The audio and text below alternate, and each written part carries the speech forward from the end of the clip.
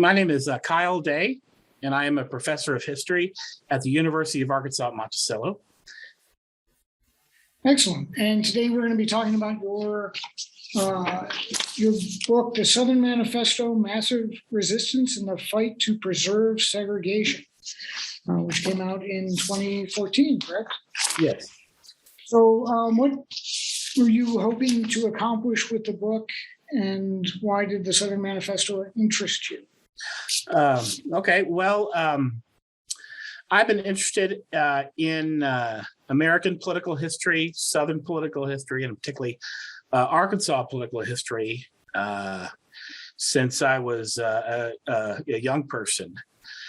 Grew up in Fayetteville, Arkansas, attended Fayetteville Public Schools, went to the University of Arkansas at Fayetteville before I went on to do my grad work at the University of Missouri at Columbia under Robert Collins. But I guess you just grow up in it and you're immersed in it when you come from Arkansas. As I mentioned in my book, Fayetteville Public Schools was one of the first public schools in the South to abide by the decision Boundary Board of Education, 1954. And very much interested in political history, I guess, growing up in the 1970s and 80s. We had and historically, we've always taken a lot of pride in our congressional delegation from Arkansas, going all the way back, say, to Joe T. Robinson, the 1930s, the famous wheel horse of the New Deal. But the 1980s, we had Senators David Pryor and Dale Bumpers as our two U.S. senators. And we also, of course, had Governor and future President Bill Clinton as our governor. We had a very good House delegation, too, some very talented Republicans there as well. And so, regardless of your own personal politics, I think you have to admit that's some really good political talent. And then, of course, growing up in Fayetteville as well, we have, growing up, a very much a strong identification, almost iconic identification with Senator J. William Fulbright. He was a native son of Fayetteville, University of Arkansas, Rhodes Scholar, of course, very famous for his committing the United States to participation in the United Nations during World War II, and then his student foreign exchange program, internationally known, probably the most famous Arkansasier before Bill Clinton, and of course, a liberal icon today, probably still today, the intellectual progenitor of the Democratic Party. But I was always, in the 1990s in particular, studying at the University of Arkansas, some really good scholarship going on around on Fulbright. Of course, the really excellent biography by Randall Woods and so forth. But that it seemed to be almost a cult of personality regarding Fulbright, where people obscured his firm commitment to segregation and opposition to the civil rights movement, the Black freedom struggle in the 1950s and 60s. And so that was an issue that I've always was interested in. My master's thesis was, of course, on Brooks Hayes, another liberal icon, largely forgotten today, but I think it certainly is in many ways as influential as Fulbright, first layman to serve as president of the Southern Baptist Convention and so forth, and infamously lost his congressional seat in the wake of the 1957 Central High crisis. And he too, both a strong integrationist when it came to the Southern Baptist Convention. He at one time served as a missionary to South Africa, yet always opposed fundamental civil rights legislation in Congress. And so that was always a question for me. So when I approached the Southern Manifesto, I had an excellent mentor in Robert Collins, the University of Missouri, and previously at the University of Arkansas under James Chase. They asked me to treat the Southern Manifesto as a political document and maybe look at other seminal works of history that have done this, say Gary Wills's exit book on the Gettysburg Address, or John Hope Franklin's a great book on the Emancipation Proclamation. It was published in 1963. And so that was kind of my framework how I approached the Southern Manifesto. That's interesting. Now, can you explain to us what the Declaration of Constitutional Principles, aka the Southern Manifesto, was and how it came about? Yeah, sure. It was formally proclaimed on March 13th, 1956. And I treat it as a legal proffer, again, a statement of principles by the Southern Congressional Delegation in general, but the Senate Southern Caucus in particular, saying, formally stating that they not only disagreed with the constitutionality of the Brown decision, but would also thereafter oppose any and all civil rights legislation that came before the Congress. In particular, they were focused on what becomes the 1957 Civil Rights Act, and which is, of course, tabled by Senate Majority Leader Johnson after conferring with a lot of national Democrats for the 1956 election. It could have passed. I argue it could have passed in 56, but it would have led to fundamental realignment. But eventually passes in 1957. But it's what becomes known as the Southern Manifesto is essentially a line in the sand. It's signed by 99 Southern congressmen and senators, which ensures that the South is united against federal desegregation efforts in the 1950s and 60s. And I'm interested into kind of what it said, because there are two kind of arguments in your book. One is that it's a test case on how the Southern delegation preserves white supremacy, but then it also becomes this document of moderate consensus. And that is an interesting kind of parallel narrative you have going. Oh, yeah, thank you. It is a somewhat tightrope that I walk and that I think the Southern Congressional Delegation walks. And if you can see this particularly with through the lens of nationally prominent Democrat like Brooks Hayes and like J. William Fulbright. One of the things I found so fundamental to this issue is something I think we neglect in our classes and we neglect in the historiography is the popularity of Dwight Eisenhower, particularly in the South in both 1952 and 56.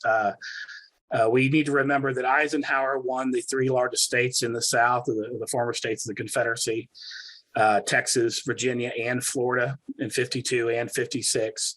And there's the Democratic Party, I guess the national political system is fundamentally undergoing realignment in the 1950s, or as pressured to do so.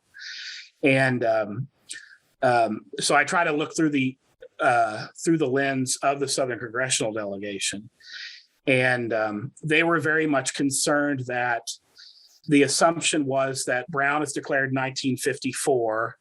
And the idea is public school districts throughout the South are going to have about approximately 1 year to adjust and comply with the issue. And so 1956, the fall 1956 school term would coincide with the national elections of 1956. And they were concerned if there was widespread desegregation, certainly all of them would get primaried, as well as there would be strong Republican candidates in the South. And there'd be a fundamental turnover in the Southern Congressional Delegation in the 1956 elections. And we have to remember in the one-party South, the power of the South is in committee memberships. When there's a Democratic majority in Congress, those longstanding committee memberships are all powerful. And that's one of the reasons the Eisenhower administration has to do business with them to get anything passed. And so that was one of the fundamental justifications for that. But of course, as I mentioned in the book, the intellectual stalwart behind this is, of course, Senator Richard Russell of Georgia, who, some wags have said he was the South's greatest general since Robert E. Lee, that he was able to really consolidate opposition to desegregation under his leadership through this. And of course, I argue that delays all the fundamental legislation going up through 1964 and 65, Civil Rights Act, the Voting Rights Act of 65, as well as the Civil Rights Act of 1968. Under his leadership, that would be in opposition to that, and that's what I consider it's one of the great ironies of modern political history is that through Russell's leadership, the Democratic Party, the South stays within the Democratic Party largely up until, of course, that generational turnover in the 1980s. So that's what I mean largely by a moderate consensus. I fundamentally question the idea that the Democratic Party is the political vehicle of the civil rights struggle. I think that bears, larger issues about, the idea that African Americans are largely on their own during the civil rights movement and so forth, and the political process is fundamentally and vigorously somewhat stultified to civil rights advances. So. Yeah, and this document really seems to set the stage for kind of that move that you're saying, the kind of calcification of this anti-civil rights within the Democratic Party. And yes. I was interested to find out what the Southern Manifesto actually said. And some of the arguments are still with us today. I found to be interesting. Well, yes, I don't want to read too much into the present day. I did spend a lot of time in the book focusing upon the struggle over the language that Southern Manifesto said, because there was a lot of intransigent segregation, as I described them, really radicals who wanted to declare the Brown decision as a legal usurpation of constitutional authority and outside the bounds of jurisprudence and so forth. Cooler heads prevailed and understood that all that would do was force the South out of the Democratic Party. That's one of the reasons I call it a moderate consensus, is that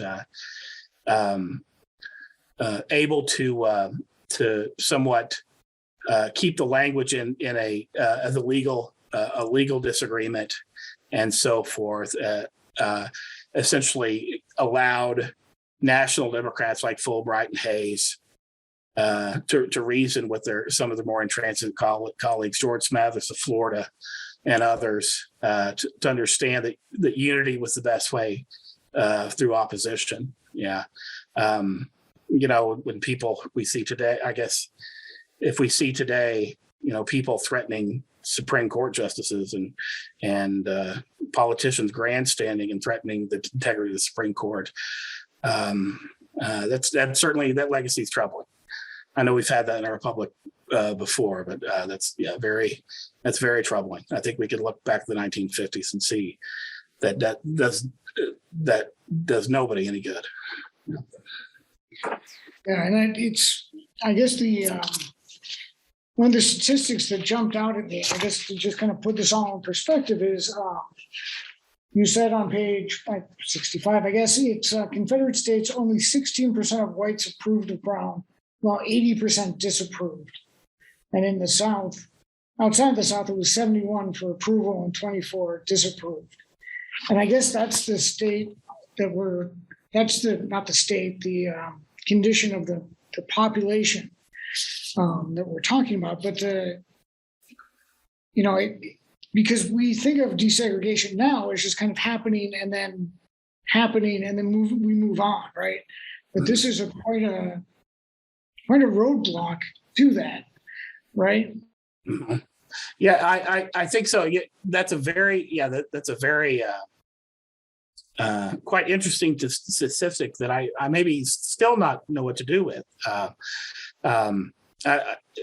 wise man once told me, the media does not determine how we think, but they do determine what we think about, creating saliency. And I think in many respects, my book shows that a lot of the Southern delegation was somewhat fomenting public opinion in this regard.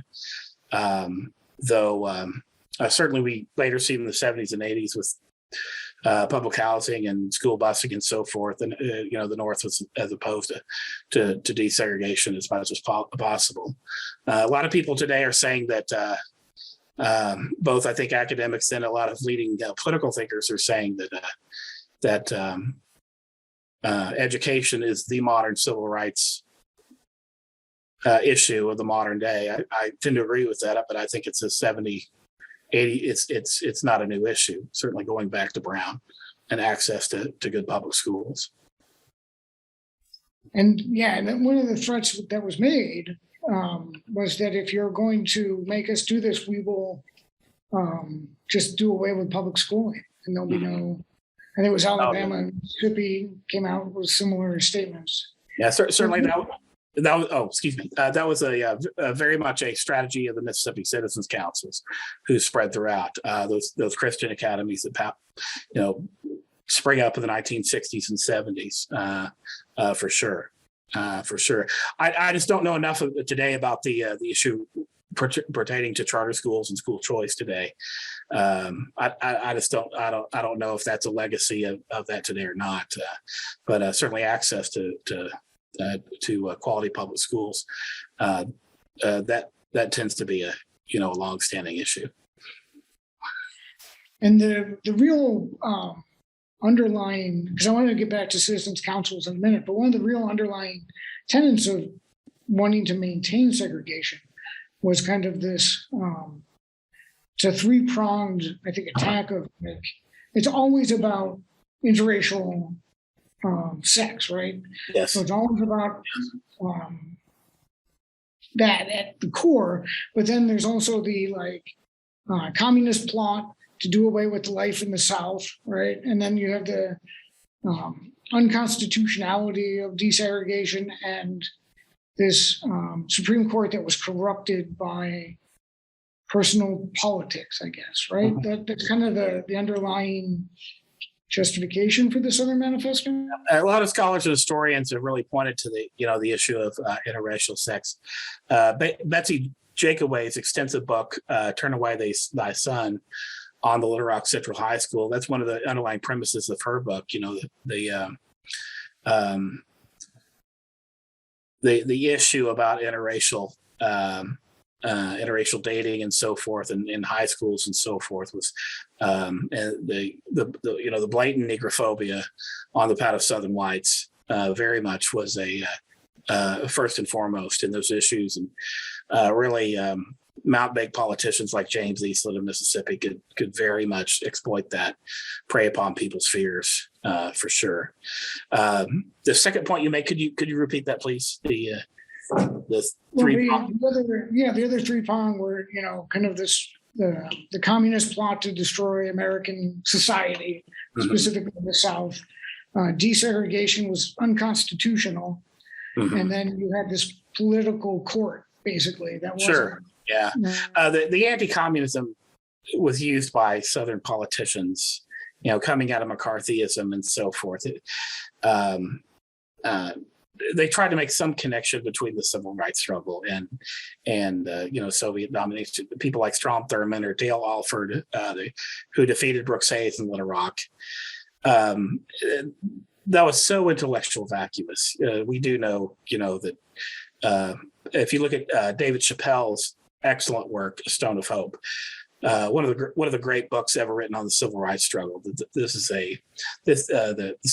Black freedom struggle comes out of the African American church, and these are Southern evangelicals who have nothing to do with communism, whatsoever.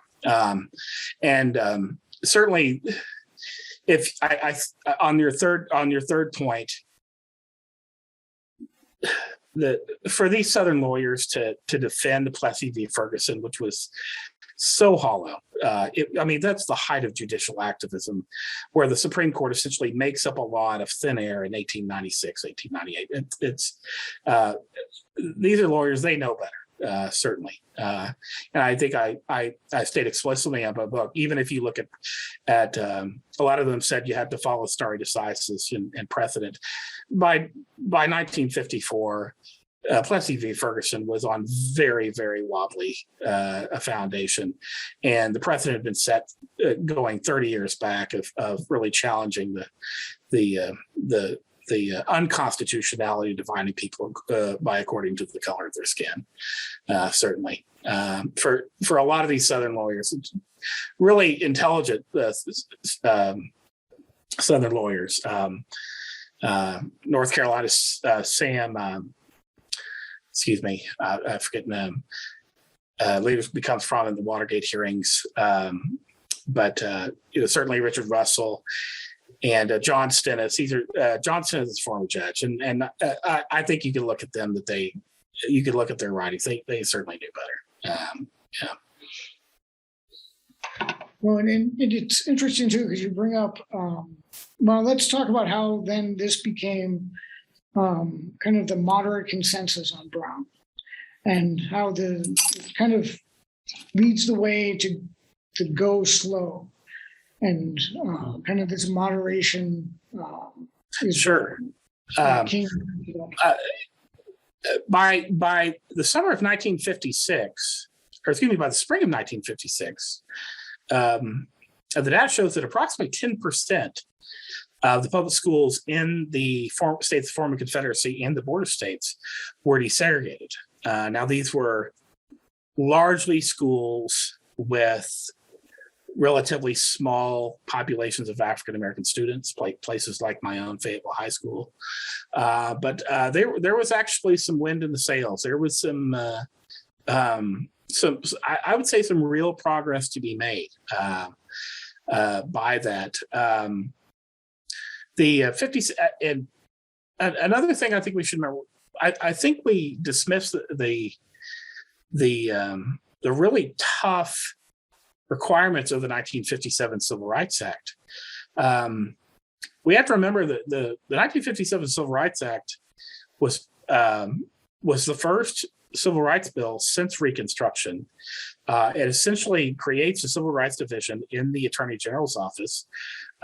Bobby Kennedy uses it explicitly to desegregate the South and to litigate the South in the early 1960s. It's a very powerful piece of legislation.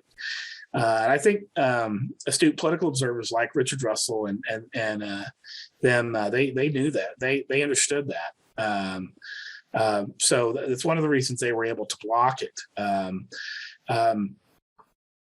Senate Majority Leader Lyndon Johnson, of course, who very much had presidential aspirations, both in '56 and, of course, 1960.